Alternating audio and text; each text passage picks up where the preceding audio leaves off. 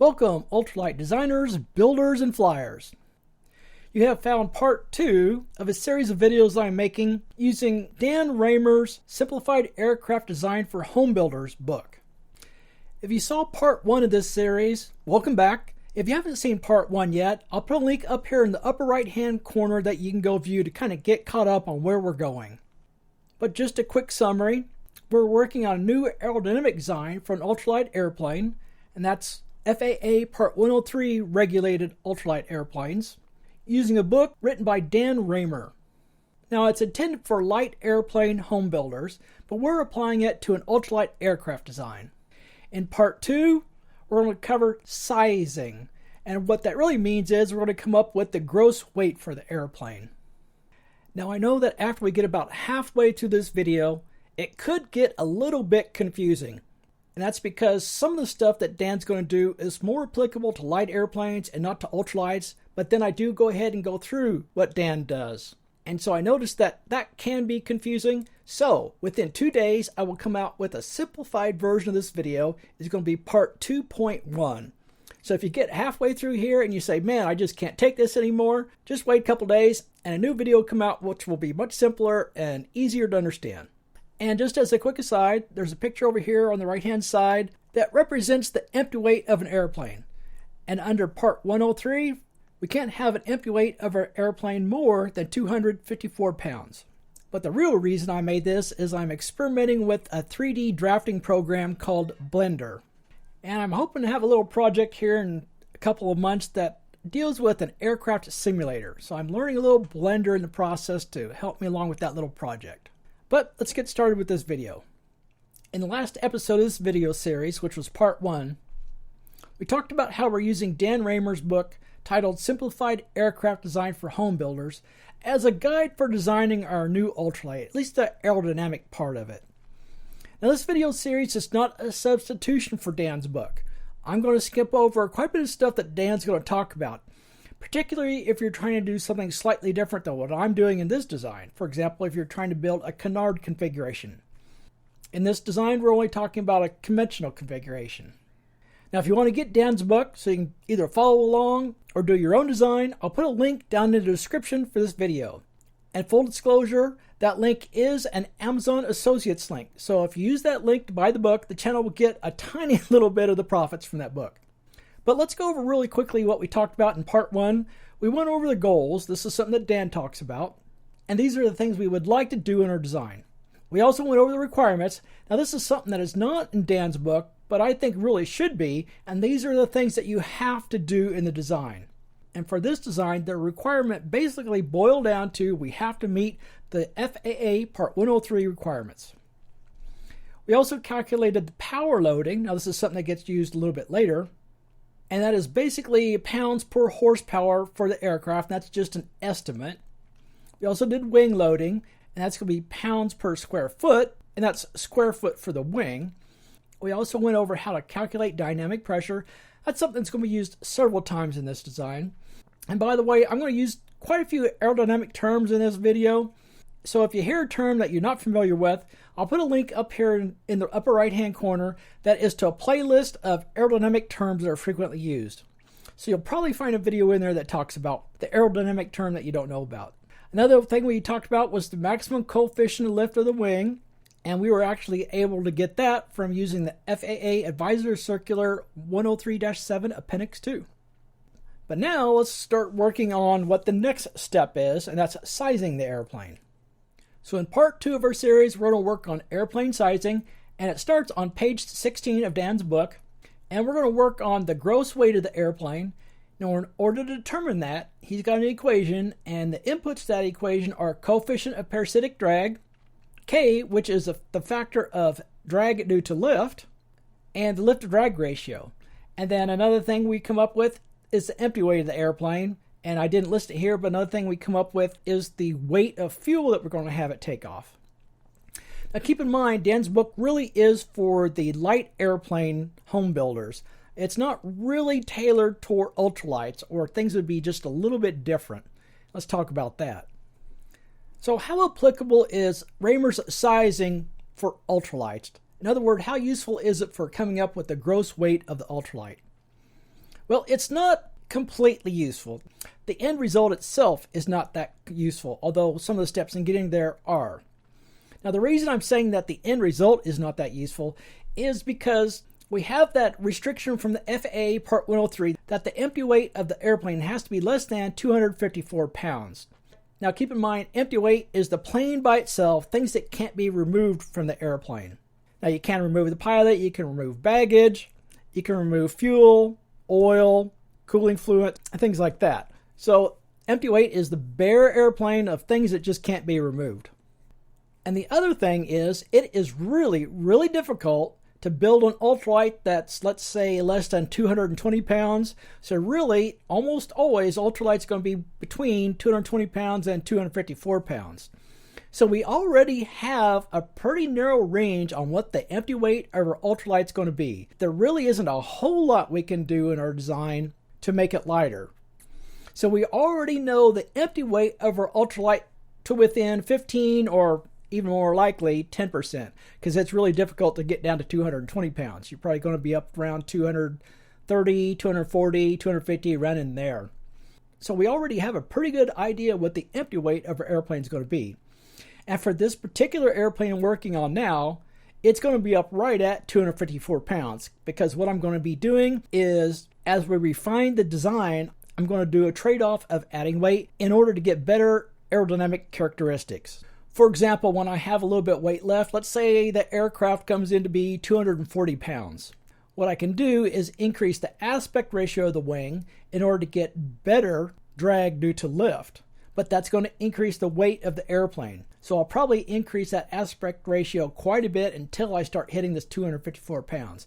So I know the empty weight of my airplane is going to be up really close to 254 pounds. So part of Raymer's calculation is coming up with the empty weight of the airplane, and I already know what that's going to be.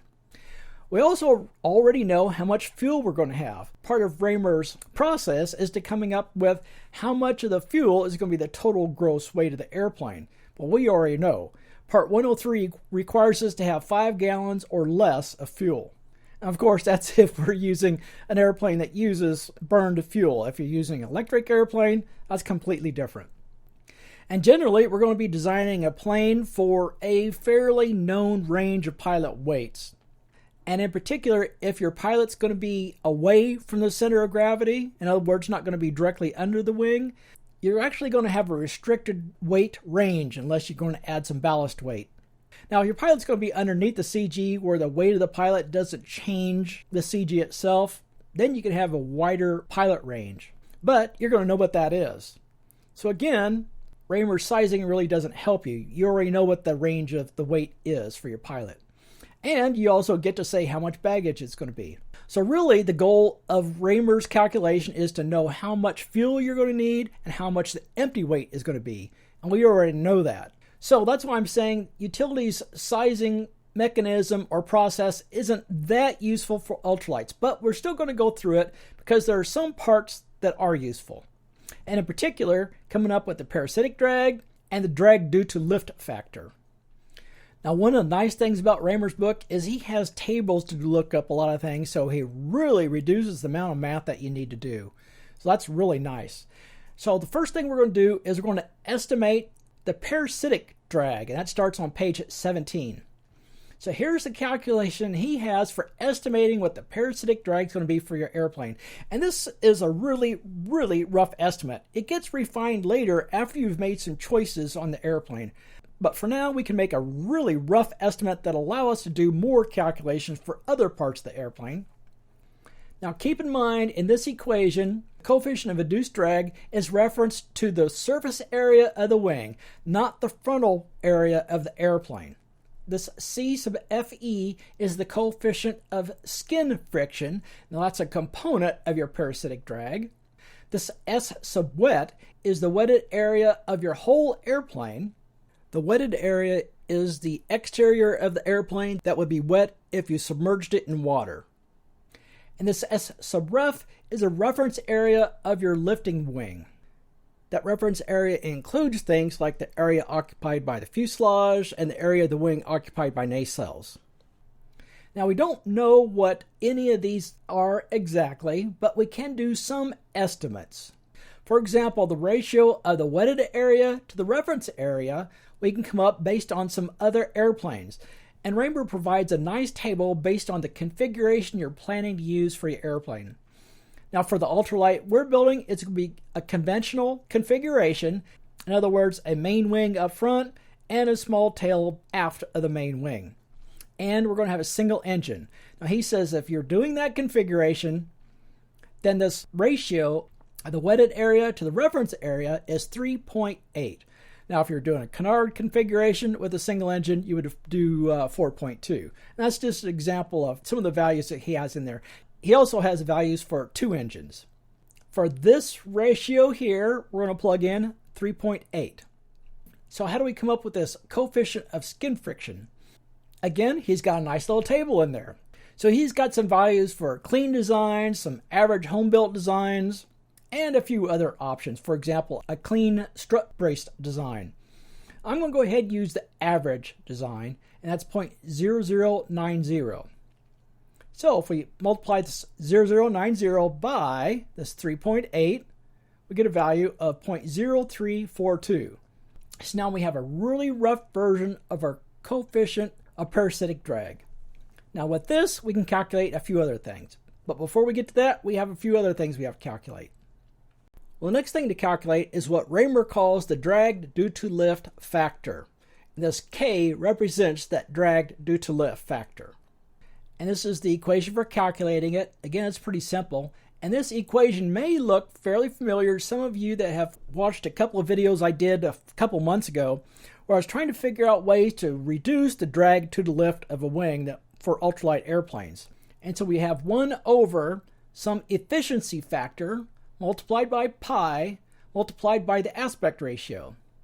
Now lifting line theory assumes that you have a 100% efficient wing, and so this would be just 1 here. So it's 1 over pi times aspect ratio.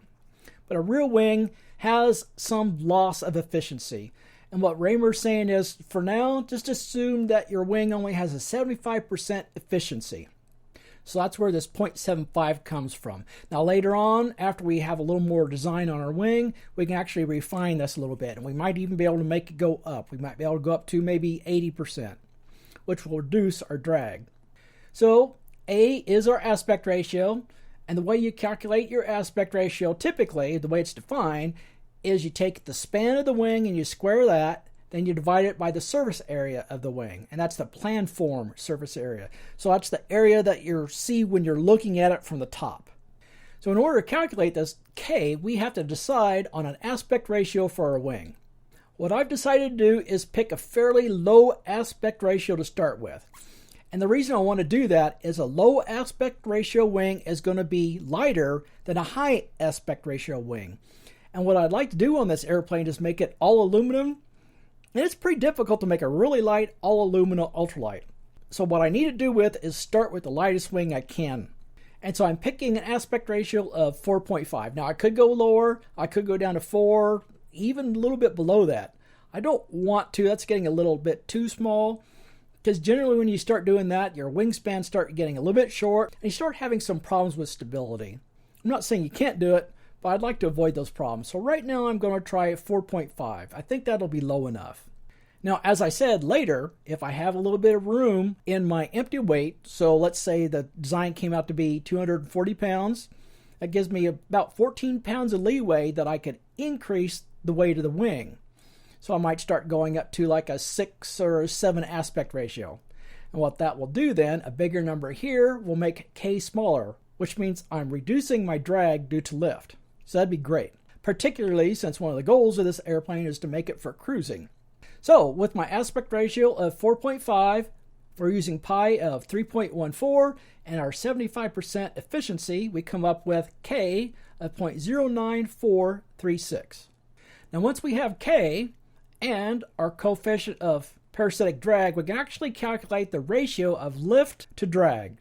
And here's a pretty big complicated equation to do that. So we have Q, which we know how to do. Now Q is going to be calculated at our cruise speed, and I'm going to estimate that our cruise speed is around 45 knots. Now, another thing that Raymer says is you take your weight over surface area ratio, and we already talked about what that was. We calculated that in part 1, and that was, if I remember right, 3.8 pounds per square foot. Let's go look at that.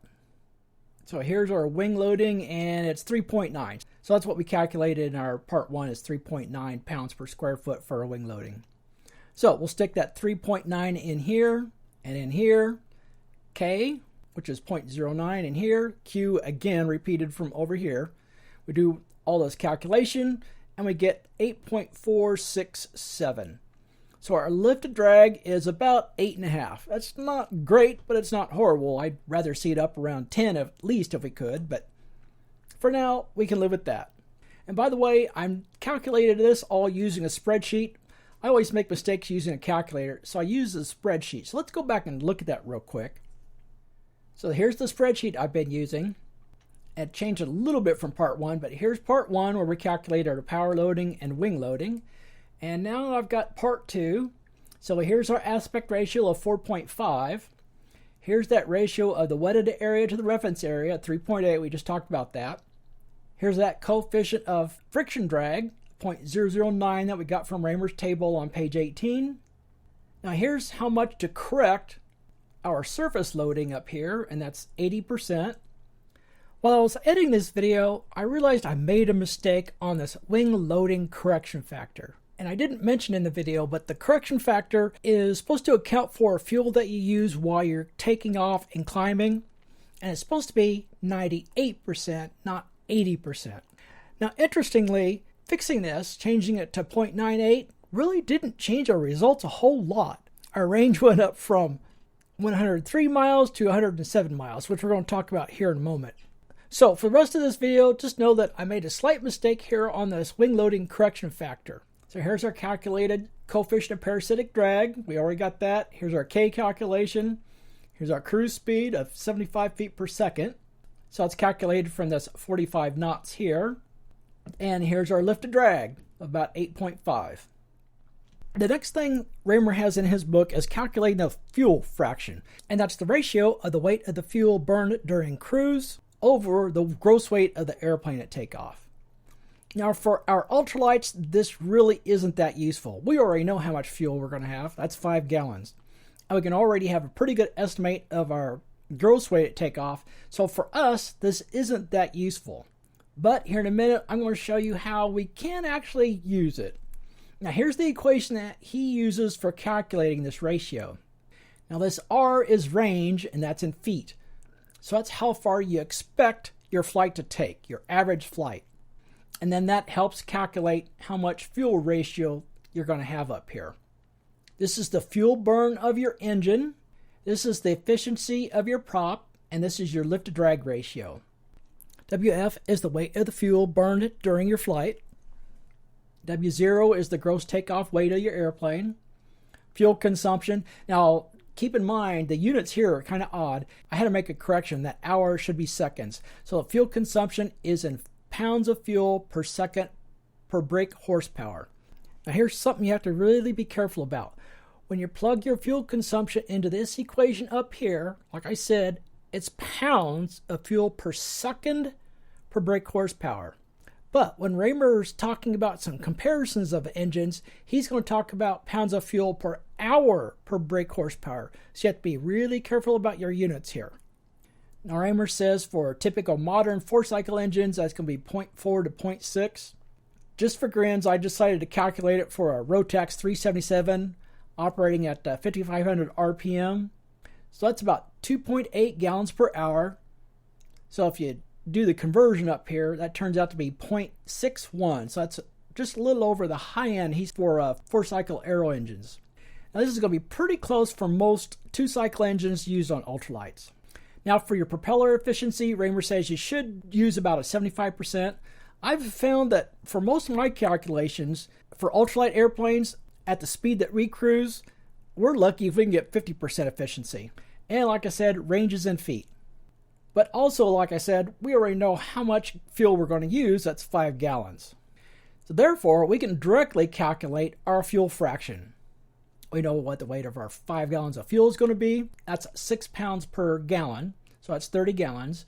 and we can do a pretty good estimate of the gross weight of our airplane. So we can actually calculate this directly. We don't need this estimation calculation. I went ahead and went through this calculation just for the heck of it and said, well, let's use 4 gallons of our 5 gallons while we're cruising. That leaves us 1 gallon, which is about 21 minutes of reserve.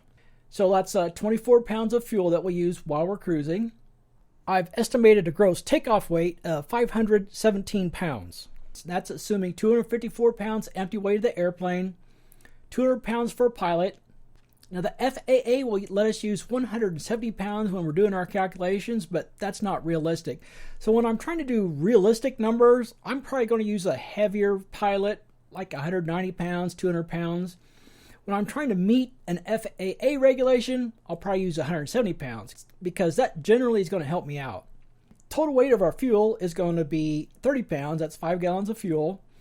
I'm going to include 18 pounds for a soft pack parachute, and I'm going to include 15 pounds for extras. So that's going to be food and water and tools and other things I might need on a cruising trip.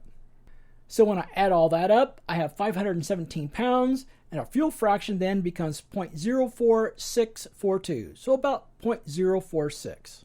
And again, I use a spreadsheet to do this calculation. So how does our direct calculation compare with Raymer's calculation? So I went and used a spreadsheet to do Raymer's calculation, and here's the value that he came out with. And by the way, when I used Raymer's equation, let's go back up to it. I used a range of 100 miles converted to feet, and I used a prop efficiency of 0.75, so 75%. So this is essentially saying that the percent of our fuel that is part of our gross takeoff weight is about 4.5%.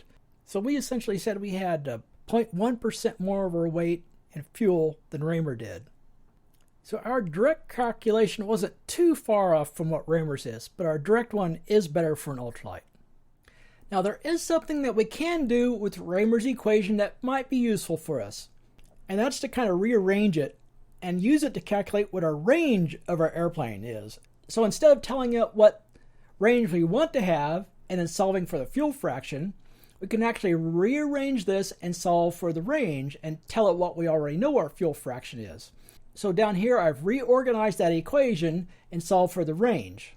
So if I plug all those wonderful values in that we already know about, efficiency for our prop, now I did go ahead and use 75 here instead of 50, our lift to drag ratio, our fuel consumption, our fuel fraction ratio, and then convert it to miles, and I came up with a range of 104 miles. I'd say that's pretty optimistic. I'd say we're probably down around 80 miles range, more likely.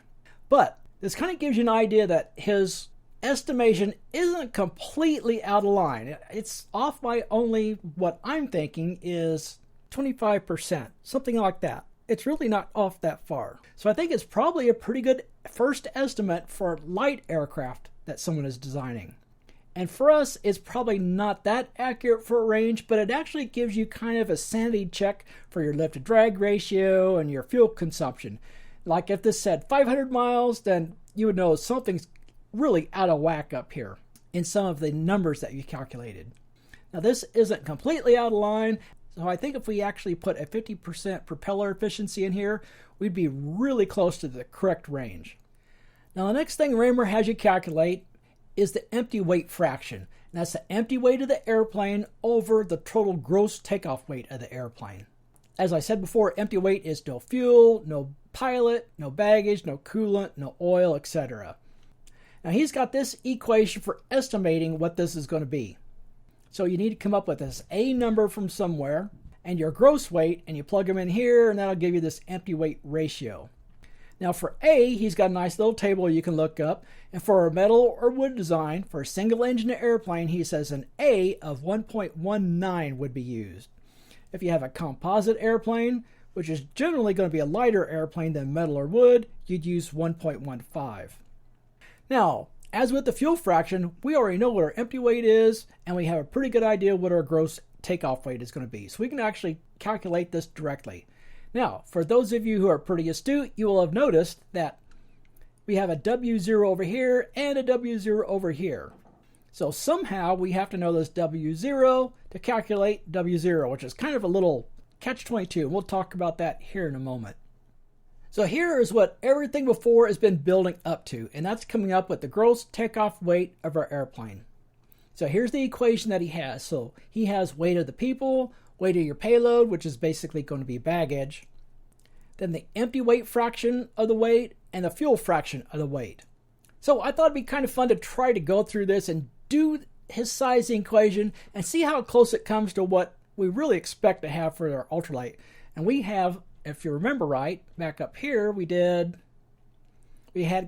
up with a takeoff weight of 517 pounds. Let's see what his equation actually comes up with. So I'm going to assume people of 200 pounds, that's one pilot. I'm going to assume 45 pounds of fuel and baggage. So that's 30 pounds of fuel, 15 pounds of baggage. And the way that his process works is you have to take a guess at your gross weight. And then you plug that into here to come with your empty weight fraction. So that's how you get your empty weight fraction. That's why I didn't mention what it had been calculated at yet. So let's go ahead and use Raymer's equation and see what we come up with. Let's go ahead and use what we think the gross weight is going to be of 517 pounds.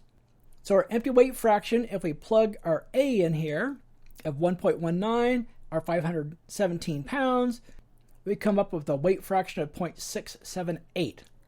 Now we can plug that in here. We can plug in our fuel fraction we can directly calculate, and we'll stick in our people and payload, and that should give us what he thinks our gross weight's going to be. Now that's going to be off by somewhere. What you really have to do is take what that estimate is, come back and plug it into this empty weight estimate again, go through the whole process, calculate it again, and eventually, after several iterations, you should converge on a fairly steady value. What his process is if you don't have any idea what your gross weight's going to be, use 1,000 pounds. Let me go over and show you how I did it in the spreadsheet. So right here is my first calculation where I plugged in a W0 of 517. Now ignore these two lines here. We'll talk a little bit about what I calculated here a little bit later. So I came up with the empty weight fraction here, 0.678. Now I ran through that weight calculation and I came up with 780 pounds. So what I did is for my next estimate, I took the average of the weight that I put in and the weight that came out and plugged it in the equation again. So the average of the 517 and 780 is 650 roughly. Ran it through the equation again and came out with 743. So I took the average of the input and output, plugged it in again, came out with 732. And so I just kept doing that. 729, 727, and now you can see the input and output starting to converge.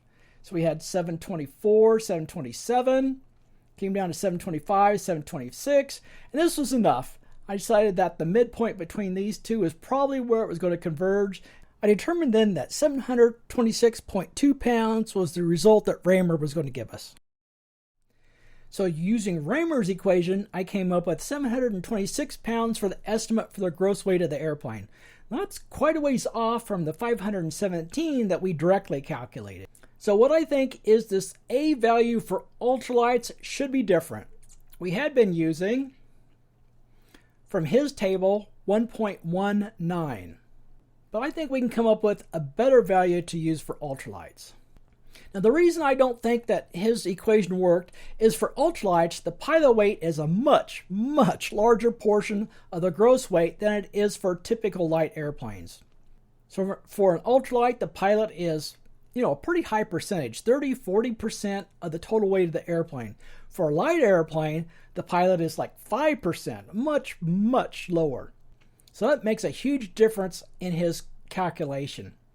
So I rearranged his empty weight ratio calculation and solved for A.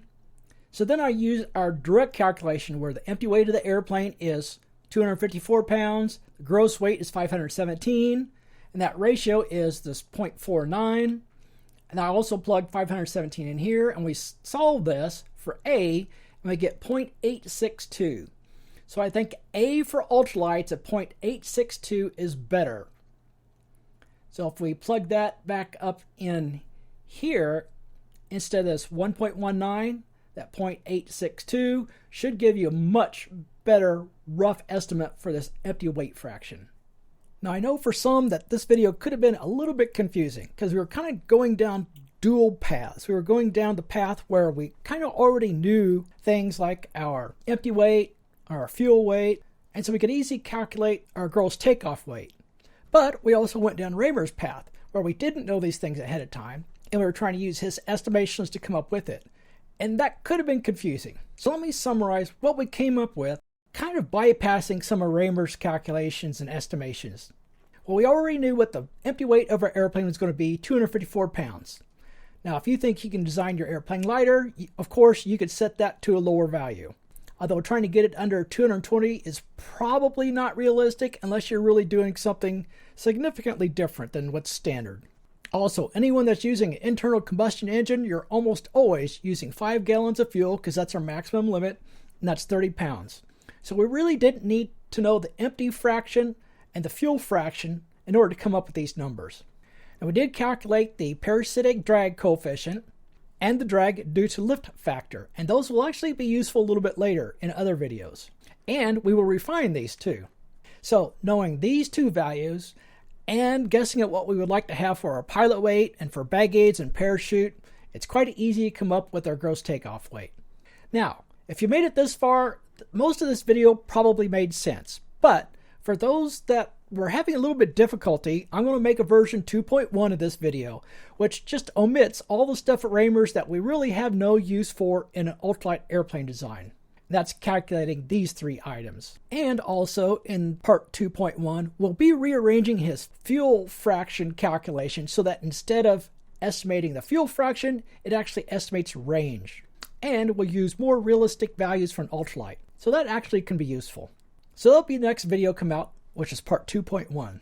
Now after that, we are going to come up with engine sizing. And engine sizing is just basically figuring out how much horsepower we're going to need for this aircraft. And before I sign out, I want to thank my fantastic patrons that are supporting the channel over on Patreon. And if you think you might want to do it, there's a link down in the description that you can follow. It'll take you to Patreon, and you can support the channel too if you want. Don't forget, there's also a link to Raymer's book down in the description of this channel, just in case you'd like to buy that book to do your own design, find out more details that I'm not providing in these videos, particularly if you want to do something that's not quite an ultralight, maybe a little bit heavier. And don't forget that if you use that link to buy the book, the channel will get a small cut of the profits. Okay guys, thanks for watching. Until next time.